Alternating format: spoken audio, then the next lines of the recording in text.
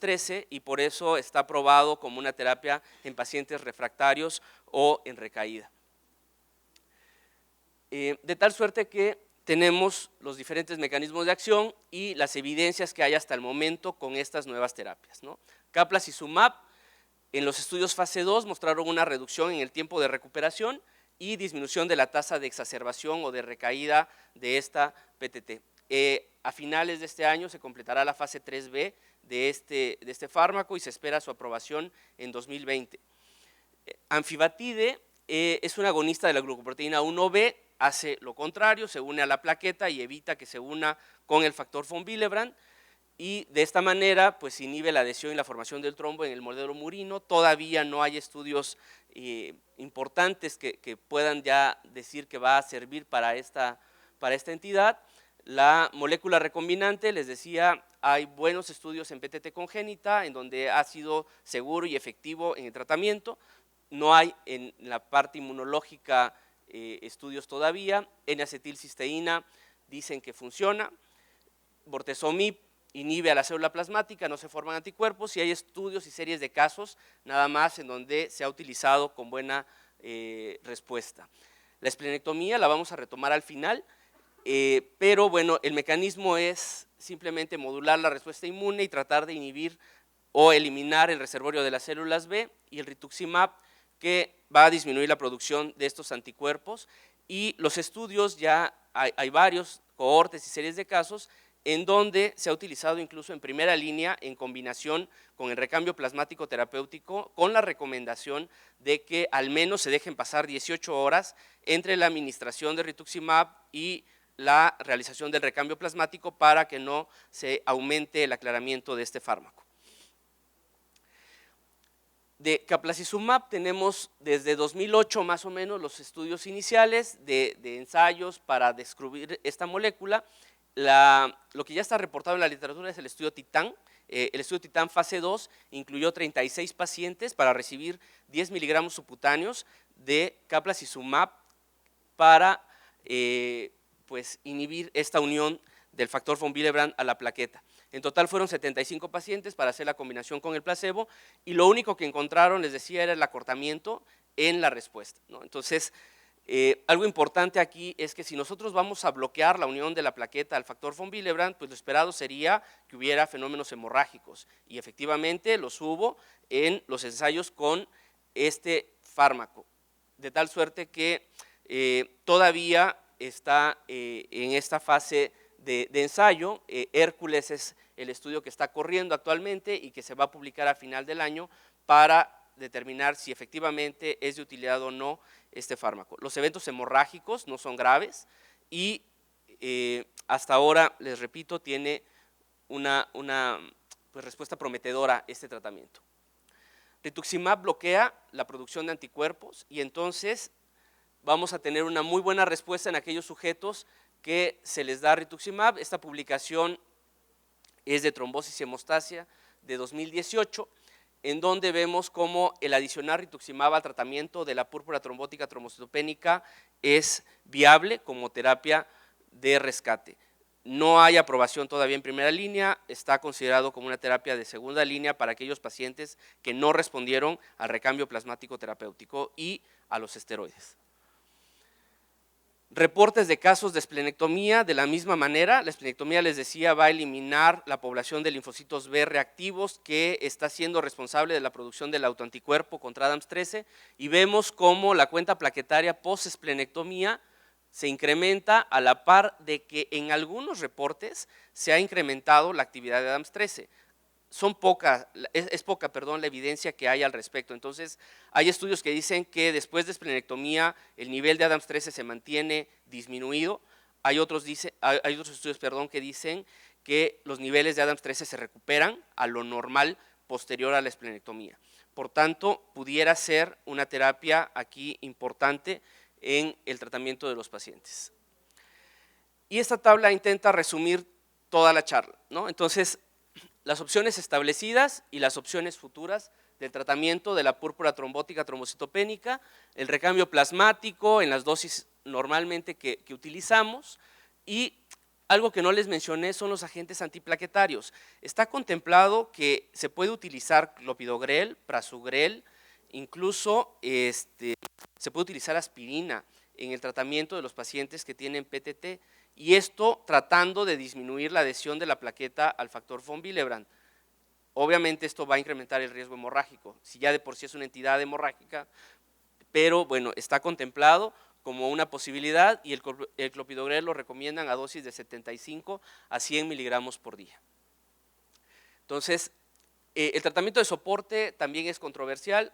Pacientes que están en terapia intensiva pudiera ser de utilidad el dar reposición de concentrado eritrocitario, aunque si esta es una entidad inmunológica, lo esperado sería que exacerbara un poco más, y sobre todo cuando tenemos que transfundir plaquetas. Eso lo vemos todo el tiempo cuando tenemos que colocar un catéter para hacer el recambio plasmático terapéutico. Transfundimos plaquetas, empeora la PTT, pero bueno, ya colocado el catéter podemos hacer el recambio. Entonces, tenemos diferentes promesas de tratamiento, sobre todo les decía caplacizumab quizá será la nueva molécula para el tratamiento de esta entidad.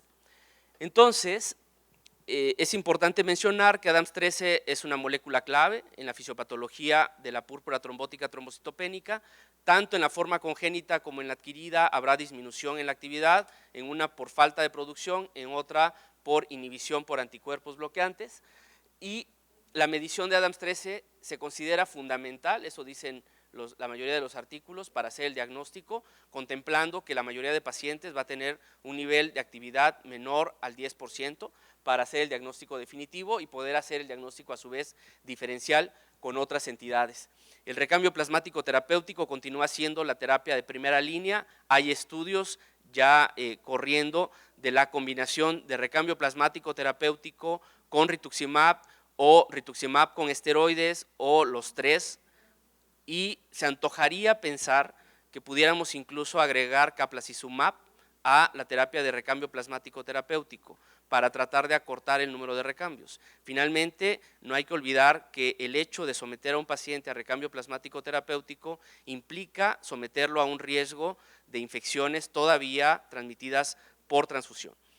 Virus de hepatitis B y virus de hepatitis C sobre todo siguen siendo enfermedades prevalentes en la población, y si un sujeto se va a transfundir literalmente con un recambio plasmático de 15 a 20 plasmas por recambio, el riesgo de adquirir una infección por este tipo de agentes sigue siendo importante. Existen nuevas terapias, algunas están en investigación y desarrollo, veremos la prueba del tiempo como siempre hemos dicho, y les agradezco mucho su atención.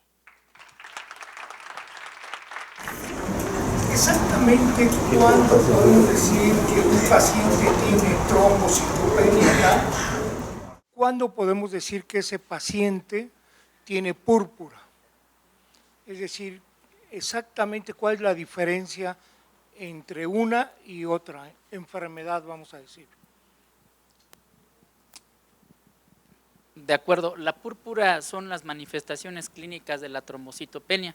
De hecho, en la revisión de la terminología de Rodellero en 2010, ya el nombre anterior de la púrpura trombocitopénica idiopática e inmunológica quedó detrás para solo denominar la trombocitopenia inmune primaria en relación a que justamente no todos los pacientes llegan a presentar las manifestaciones clínicas, sino justamente cuando la trombocitopenia se encuentra por debajo del rango hemostático.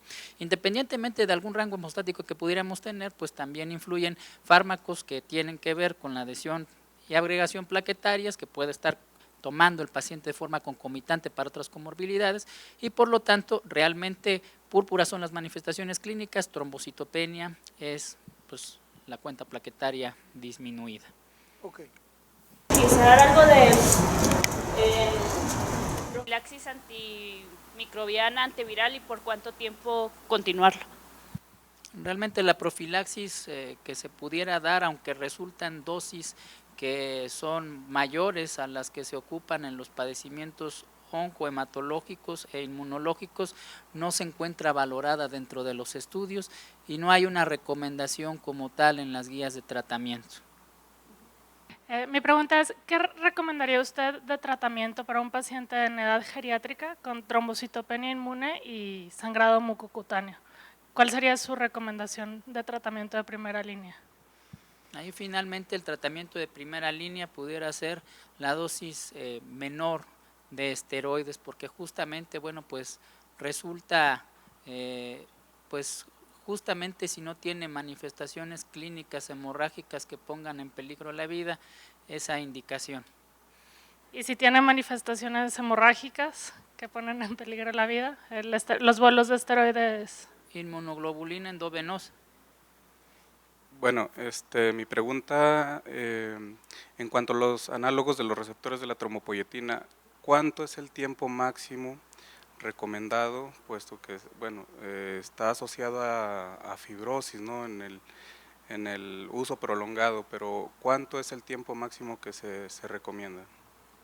Pues realmente todavía falta evidencia para indicar cuál es el tiempo de terminación del uso de los mismos, sino realmente se basa inclusive en la mayor parte de los protocolos en cuentas plaquetarias. Pero hay que recordar finalmente que no se puede considerar al análogo del receptor de trombopoyetina como un medicamento que tienda a inducir una respuesta sostenida, por lo cual tenemos que, ante esa situación, que es lo que tenemos documentado, tratar de utilizar otro tipo de fármacos o inclusive considerar a la esplenectomía, que la ponía en la diapositiva que no comenté de conclusiones, como el abordaje para terapéutico de mayor costo-beneficio todavía en la actualidad para la TIP, que generalmente en el adulto se hace crónica.